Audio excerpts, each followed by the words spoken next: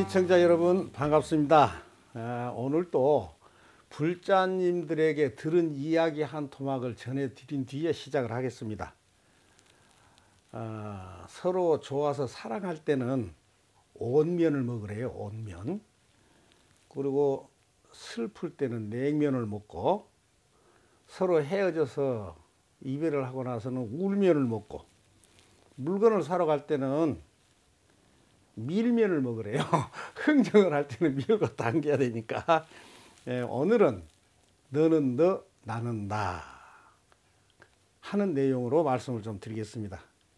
구독이 붉은색이면 눌러주시고 좋아요도 함께 해주시면 참으로 고맙겠습니다.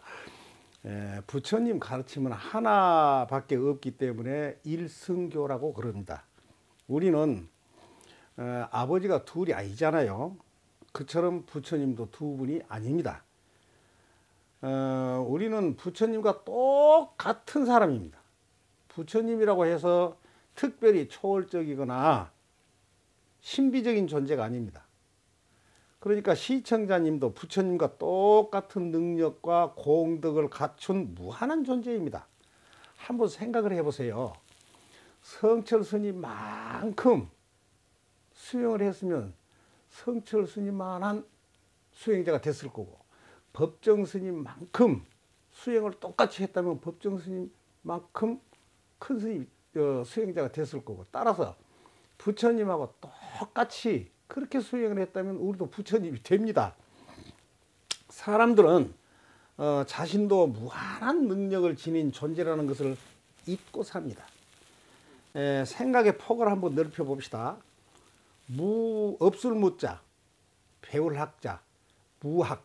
그러면 세속에서는 배운 것이 없는 무식한 의미로 쓰이겠지만, 불교에서는 무학이란 더 이상 배울 것이 없는 사람을 의미합니다.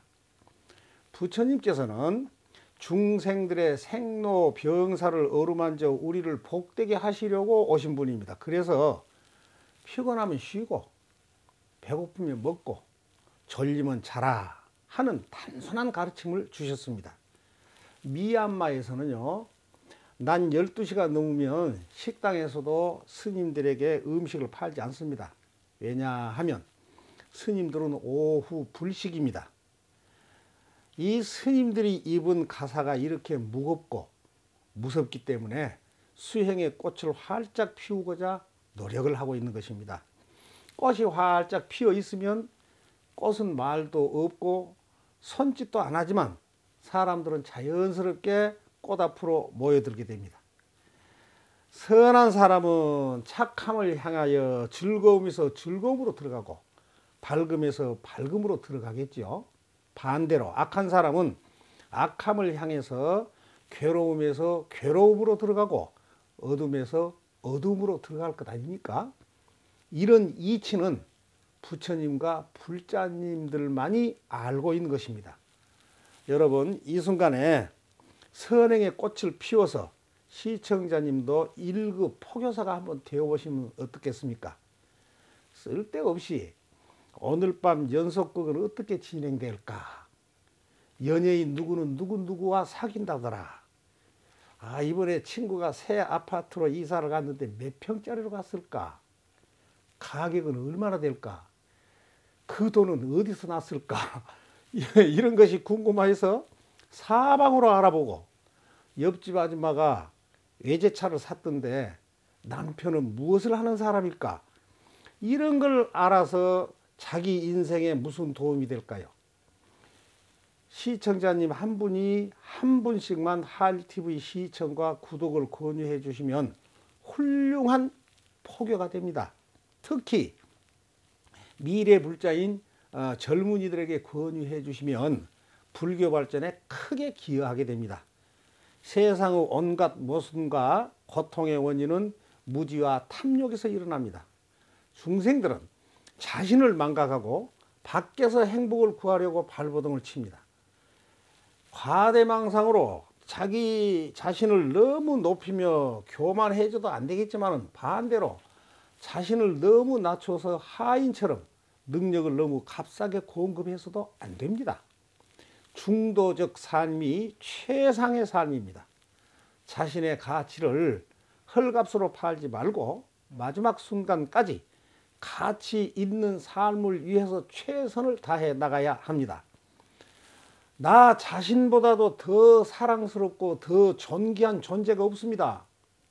자기 자신이 없으면 이 세상도 아무런 의미가 없습니다. 날마다 남의 시선만 의식하면서 남의 흉내만 내고 살지 말아야 합니다. 서시 빈목이라는 장자의 천운편에 나온 이야기가 있습니다. 춘추시대 월나라에서 서시라는 절세 미인이 있었습니다. 서시는 오나라와의 전쟁에서 패한 월의 왕 구천이 오나라 왕 부차에게 화해를 위해서 바친 여인입니다. 그 후 오나라가 멸망을 하자 서시는 배편으로 오호 지방으로 돌아갑니다. 미인 서시는 평소 가슴앓이 병이 있어서 길을 걸을 때 가슴에 통증을 참느라고 눈살을 찌푸리고 다녔습니다. 마을 사람들은 서시가 워낙 미인이다 보니까 인상을 쓰고 가도 지나갈 때마다 넋을 잃고 바라보면서 절세 미인이라고 감탄을 합니다. 이것을 본 그 마을의 추녀가 자기도 서시처럼 눈살을 찌푸리고 다니면 예쁘게 보일 것이라고 믿고 서시처럼 인상을 팍 쓰고 다녔습니다. 그러나도 못난 추녀가 눈살까지 찌푸리고 다녔으니 어찌되었겠습니까? 마을 사람들은 추녀를 만나면 질겁을 하면서 피해 다닙니다. 너는 너, 나는 나입니다. 이 세상을 살아가는 주체는 바로 나 자신입니다. 상을 떠난 그 자리가 바로 정멸자리요 상을 여인 즉 바로 부처의 경지다 그랬습니다. 마음이 아름다우면 온 세상이 아름답습니다. 여러분 제악 막작 중선 봉행 자정 기의란 말 많이 들어보셨죠?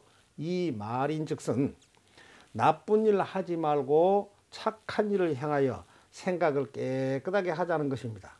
이것은 누구나 다 알고 있는 아주 쉬운 내용이지만 그 누구도 지키기는 어려운 것입니다.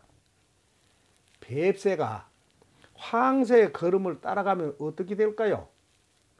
가랑이가 찢어지겠죠. 남의 흉내만 내고 살면 결국 추녀처럼 남들 비웃음거리가 됩니다. 불교의 생명은 교육에 있습니다. 불자는 마땅히 목마른 사람에게는 청량수 되고 굶주린 사람에게는 과일이 되고 헐벗은 사람에게는 의복이 되고 더위 속 사람에게는 큰 구름 되는 지장보살 마하살림의 화현이 되어야 합니다. 지인들에게 스님 법문을 듣도록 권유해 주시면 어떻겠습니까? 생각해 보면 세상에 고맙지 않은 것이 하나도 없습니다. 숨 쉬는 공기, 햇빛, 물, 자연 모두가 우리들의 생명줄입니다. 불자들은 부모 없는 사람에게는 부모의 심정으로, 스승이 없는 사람에게는 스승의 모습을 보여줘야 합니다. 무조건 남들 시선과 외부 평가에만 기대어 살면 항상 허탈하고 사는 재미도 없어서 끝내 우울증이 찾아오게 됩니다. 우울증은 자기 상실감에서 오는 자존심 결여와 경직된 삶에서 온 것입니다. 경쟁 사회의 대표적인 병이 우울증입니다. 우울증은 자기가 자기를 공격하는 일종의 정신질환입니다. 자신이 청정하고 평등한 부처라는 사실을 망각하고 살아가는 데서 오는 병입니다. 부처님의 가르침은 치유 못할 병이 없고 용서 못할 원수도 없습니다. 모든 고통에서 벗어나는 길은 나와 남을 용서하는 것입니다. 가슴 속에다 분노와 적개심을 감추고 있는 한 행복이나 평안은 없습니다. 크든 작든 용서라는 치유의 샘물을 찾아내야 합니다. 용서란 증오와 비난을 내려놓는 것을 말합니다. 같은 복도 축생이 누린 복과 인간이 누린 복은 다르겠죠. 또한 수행자가 누린 복과 일반인들이 누린 복도 차원이 다릅니다. 부처님은 물질, 마음 어떤 것도 홀로 존재할 수 없다 하셨습니다. 불자들은 연약하고 비참하고 가난한 사람들 속으로 들어가야 합니다. 거린에게도 부처님을 대하듯 보시하고 공양을 해야 합니다. 보살들에게는 아픈 생명들이 살아가는 곳이 바로 수행의 도량입니다. 사람은 죽어야 새로운 생명으로 다시 태어날 수가 있겠죠. 죽어야만 더러운 죄업, 무거운 업장이 모두 불 속에서 소멸되고 한 줌의 흰 재로 정화된 뒤에 아름다운 부활의 꽃이 피게 됩니다. 법정 스님 말씀 중에 묘호인이라는 말이 있습니다. 비록 아는 것은 적지만 지극한 마음으로 이웃을 사랑하고 헌신하고 노력하는 사람을 말합니다. 묘호는 흰 연꽃에서 나온 말인데 연꽃처럼 늘 맑고 향기롭게 주위를 비추는 사람이라는 말입니다. 묘호인은 당나라 때 정토 신앙을 크게 일으킨 선도 대사가 최초로 하신 말씀인데 선도 대사의 묘호는 염부라는 사람입니다. 시청자님들은 모두 묘호인입니다. 염부라는 사람은 첫째는 좋은 사람이고, 둘째 아주 좋은 사람이고, 셋째 최고로 좋은 사람이고, 넷째 아주 드문 사람이고, 다섯째는 가장 훌륭한 사람입니다. 그 외에는 없어서는 안 될 사람, 꼭 있어야 될 사람입니다. 시청자님들은 염부를 하면서 이웃을 위하여 헌신하는 묘호인입니다.